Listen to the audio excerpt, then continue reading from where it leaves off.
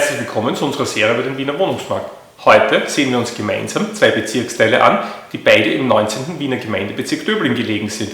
Es handelt sich hierbei um die Bezirksteile Indergrim und Salmansdorf-Döblinger Cottage. Die beiden Bezirksteilen gehören zu den nobelsten von Wien, was sich natürlich in den Miet- und Kaufpreisen niederschlägt. Wie üblich starten wir mit einigen statistischen Informationen, bevor wir uns auf den Weg zu unserem Lokalaugenschein vor Ort machen, um euch ein Gefühl für Flair und Stimmung des jeweiligen Bezirksteiles zu geben. Anschließend kommen wir wieder hier ins Office zurück und ich gebe euch meine Einschätzung von Mietniveaus und Investmentrenditen und werfe einen Blick auf die künftige Entwicklung. Ich habe hier eine Karte vorbereitet, in der die beiden Bezirksteile eingezeichnet sind. Wie wir sehen können, ist der Bezirksteil Salmansdorf-Döblinger Cottage deutlich größer als der benachbarte Bezirksteil Indergrim. Beide liegen in einer hügeligen Umgebung im Norden unserer schönen Stadt. Wie üblich habe ich an dieser Stelle eine kleine Übersicht einiger statistischer Daten zusammengestellt.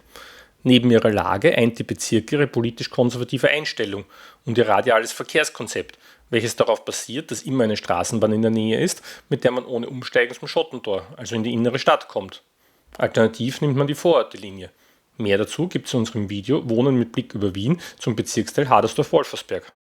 Mit dieser Einleitung starten wir in unseren Vorortbesuch, bei dem wir uns die wichtigsten Straßen und Plätze ansehen, um ein Gefühl für das Leben vor Ort zu erhalten. Wir starten unsere erste Tour Salmansdorf-Döblinger Cottage bei der Endstation des 35a in Salmansdorf und beenden unsere letzte Tour in der Grim unweit der S-Bahn-Station Grottenbachstraße. Die genaue Route haben wir wie üblich unten in der Infobox dargestellt. Unterwegs zeigen wir euch typische Immobilien und erzählen ein bisschen etwas über die Sehenswürdigkeiten und die Bautätigkeit, sodass ihr einen guten Eindruck von diesen Bezirksteilen bekommt. Starten wir los! Wir stehen hier bei der Endstation des 35a in Salmansdorf. Hier befindet sich der Startpunkt unserer ersten Tour. Wenige hundert Meter nördlich von uns verläuft die Landesgrenze zu Niederösterreich.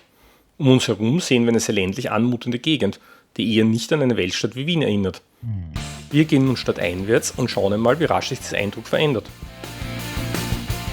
Der Name Salmansdorf leitet sich vermutlich vom Berufsnamen des Salmans, einem Treuhänder oder Schreiber des Saalbuches oder wie man heute sagt, des Grundbuches ab. Im Jahr 1892 wurde Salmansdorf gemeinsam mit Neustift am Walde, auf das wir nun zusteuern, eingemeindet und zunächst dem Bezirk Währing zugeschlagen. 1938 schlug man Salmansdorf und Neustift im Zuge einer Reorganisation dem 19. Bezirk Döbling zu. Wir sind nun in Neustift am Walde angelangt. Der Name Neustift wurde bereits 1330 erstmals urkundlich erwähnt. Heute ist Neustift der Ort mit der höchsten heurigen Dichte des Landes. So zählt der mit reichlich Brauchtum verknüpfte Neustifter Kirtag österreichweit zu den Weinfesten mit der höchsten Publikumsfrequenz. Laut Überlieferung geht dieser Brauch auf die Mitte des 18. Jahrhunderts zurück. Demnach seien die Neustifter Hauer mit einer Erntedankkrone zu Kaiserin Maria Theresia gezogen, um sie um Steuerfreiheit zu bitten, nachdem schlechte Ernteerträge sie in eine schwierige wirtschaftliche Situation gebracht hätten. Infolgedessen erließ die Kaiserin nicht nur die Zahlungen, sondern gab ihnen auch die Krone zurück, und zwar mit dem Auftrag, damit jedes Jahr einen Kirtag abzuhalten. Zu Beginn des Kirtags ziehen die Burschen mit dem Kirtagbaum ein, der dann medienwirksam aufgestellt wird. Beim mehrfach wiederholten Umzug, der stets von einer Blasmusikkapelle begleitet wird, ziehen die Burschen mit der Krone von Haus zu Haus. Wir gehen nun durch die Straße Neustift am Walde, die die Grenze zwischen dem 19. und dem benachbarten 18. Wiener Gemeindebezirk markiert.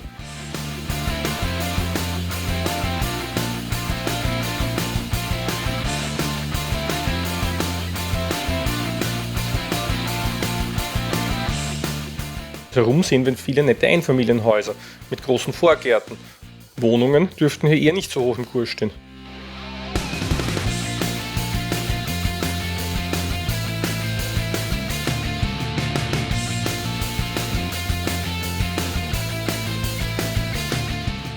Auch nach mehr als 20 Minuten Fußmarsch ist noch immer keine Verstädterung in Sicht.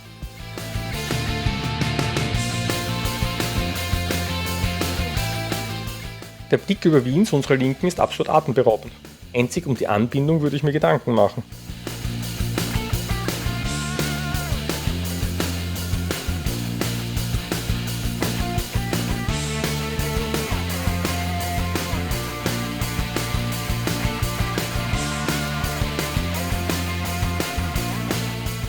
Mittlerweile sehen wir vereinzelt auch Wohnhäuser mit klassischen Wohnungen darin.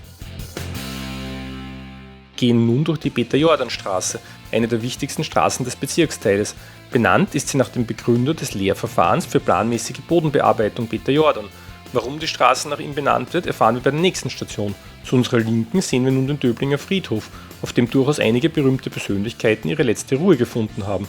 Stellvertretend für viele andere ist zum Beispiel Lorenz Böhler, der Begründer der modernen Unfallchirurgie, zu nennen. Da wir hier nicht wohnen wollen, gehen wir rasch weiter.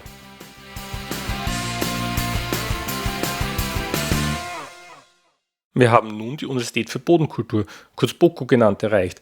Zu deren Gründungsvätern im Jahr 1872 gehörte unter anderem Josef Roman Lorenz. Im Zuge der Initiative Life Science Austria wurde das Profil der Universität ab der Jahrtausendwende von landwirtschaftlicher Orientierung in Richtung Lebens- und Biowissenschaften mit einem moderneren, umfassenderen Begriff geschärft. So werden heute diverse Zweige wie Materialwissenschaften und Prozesstechnik, Bautechnik und Naturgefahren oder auch Wirtschafts- und Sozialwissenschaften angeboten, die wenig mit klassischer Landwirtschaft zu tun haben.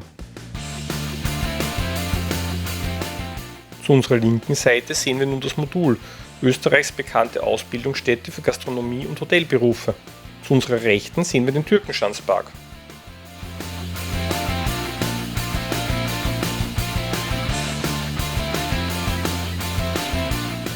Egen ist immer noch sehr grün, doch prägen mittlerweile Bauten mit mehreren Wohnungen das Bild. Wir sind nun beim Hugo-Wolf-Park angekommen. Die Anlage wurde bis 1925 als Harddecker-Park auf dem Areal einer ehemaligen Sandgrube errichtet und in den folgenden Jahren mehrfach erweitert. Die Gestaltung erfolgte unter geschickter Ausnutzung der Geländesituation mit landwirtschaftlich eingefügten Wegen und Treppen. Künstlerisch gestaltet wurde der Park von Franz Waldmüller, dem wir bei unseren Videos schon mehrfach begegnet sind. Zum Gedenken an das Ende der Ersten Republik wurde 1988 der Döblinger Freiheitsweg errichtet. Wir beenden an dieser Stelle unsere erste Tour und beginnen direkt mit unserer zweiten Tour in der Krim. Die Häuser wirken sofort deutlich anders, auch wenn es in diesem Fall vielleicht ein bisschen Zufall ist. Wir sehen durchaus immer wieder viel Bautätigkeit.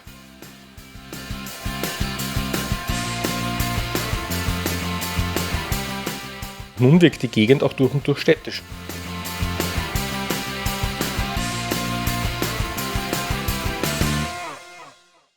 Wir stehen hier nun vor der in den Jahren 1931-1932 errichteten Kirche St. Judas Thaddäus in der Krim. Am 1. Jänner 2016 wurde die Pfarre Krim mit den Pfarren Glanzing und Karsgraben zur neuen Pfarre Franz von Sales zusammengelegt. Anders als bei den meisten Kirchen handelt es sich hier um einen Flachbau. Um uns herum sehen wir den Krimpark, der namensgebend für den Bezirksteil ist. Wir machen nun kehrt und gehen wir zurück Richtung Kottenbachstraße. Die Häuser um uns herum wirken solide, aber nicht wirklich außergewöhnlich. Wir erreichen nun gleich wieder die Kottenbachstraße. Hier steigen wir in den Autobus ein und fahren zurück ins Office für unser Wrap-Up. Willkommen zurück. Ich hoffe, unsere Tour hat euch gefallen und ihr habt die zahlreichen Eindrücke genossen. Doch wie sehen eigentlich die Einwohner ihrer Heimat? Und was bedeutet das für die Mietzinse und für die Investmentrenditen? Hier die Zusammenfassung. Die Bewohner der Bezirksteile sehen ihre Heimat in Summe sehr positiv. Besonders gut bewertet werden die Ruhelage, das Grünflächenangebot, die Luftqualität, und auch mit der Nachbarschaft ist man in diesen Bezirksteilen zufrieden. Eher negativ beurteilt wird die Anbindung an den öffentlichen Verkehr.